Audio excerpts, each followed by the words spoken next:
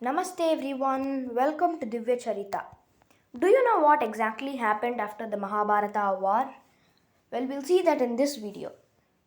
When Duryodhana was in his deathbed, he asked Ashwatthama to kill every Pandava during night. Ashwatthama agreed and went to the Pandava camp that night. He killed Drishtadyumna, Shikhandi, and the remaining soldiers.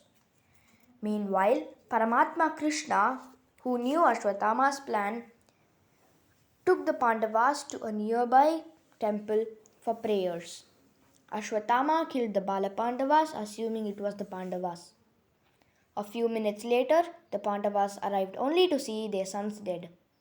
Now Abhimanyu's son, who was still in Uttara's womb, would be the only heir left for the throne. Ashwatthama returned to Duryodhana, who was almost dead, and said, "I killed the Pandavas."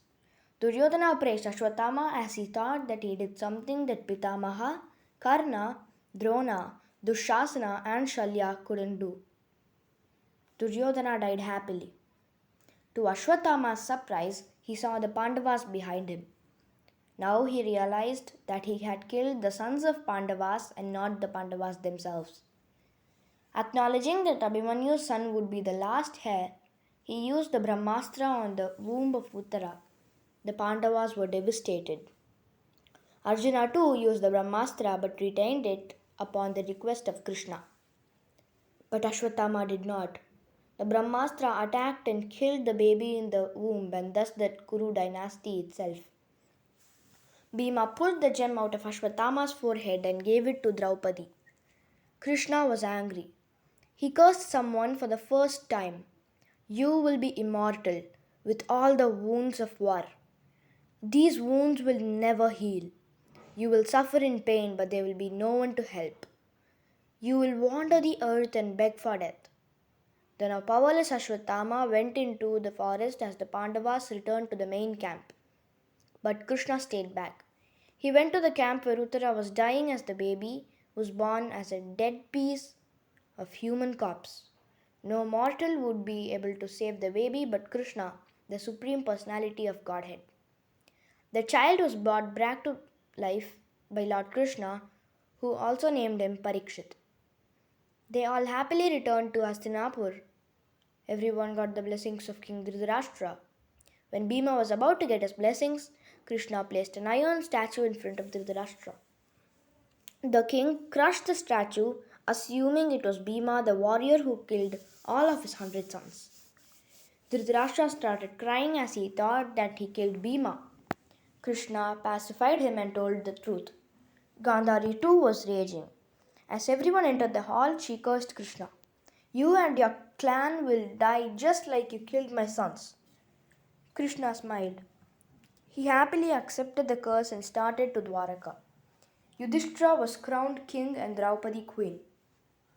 Dhritarashtra, Gandhari, Kunti, and Vidura went to the forest to spend their last days. Years passed. In Dwaraka, the 36th year ceremony of Kurukshetra war took place. Krishna left the clan to Prabhas, where there was a murderous rebellion, and the Yadava clan was destroyed as Gandhari cursed.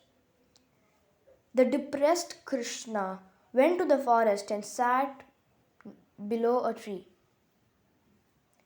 A hunter who saw Krishna's beautiful toes thought that it was the eyes of a deer and shot.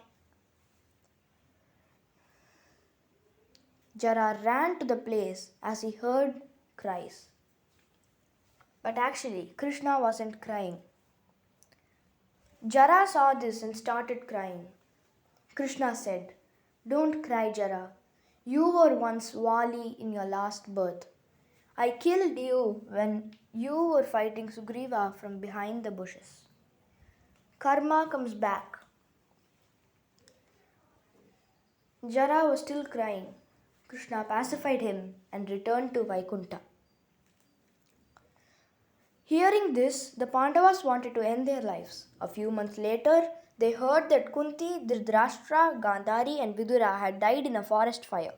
Now, they decided to end their lives and crowned Parikshit the king of Hastinapura. They started their journey to heaven through Mount Meru. Draupadi died, followed by the younger four Pandavas. Only Yudhishthira was left, accompanied by a dog. He reached the gateway to heaven. He saw the chariot with Indra in it. He ascended the throne with the dog. But Indra was not ready to take a dog in his chariot. Yudhishthira fought back. He came with me the whole time. He has the right to ascend to heaven. Listening to him, the dog turned into Yamaraj. The god was indeed Yamaraj in disguise. They were happy with this reply and took him to heaven. There he heard cries, baptismal, and he also saw the Kauravas. He was angry. How can the Kauravas be in heaven? He asked. Indra said, anyone who dies in Kurukshetra will reach heaven. He then heard the cries of his brothers and Draupadi.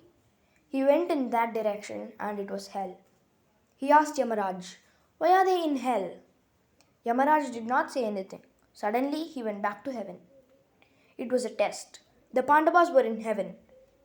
Back down in earth, one day when Parikshit was hunting, he saw a rishi who was meditating. Parikshit was very thirsty and asked for water. The rishi was in deep meditation and did not reply. Parikshit was enraged. He took a dead snake and put it on the rishi's neck. The rishi did not notice this. Soon the rishi's son returned and saw a dead snake on his father's neck. He found out what happened and cursed the king. In 7 days from now, you will die by a snake bite. Takshaka, who was eagerly waiting to destroy the Pandavas' clan, took this opportunity to kill Parikshit. When Parikshit knew this, he built a tall tower to protect himself, but the snake reached him through a fruit. After Parikshit's death, Janamejaya was king and he started a snake sacrifice, but was stopped by a rishi. By that time, Kali Yuga had started. If you like this video, then subscribe to our channel, hit that like button and share it with your friend. Bye!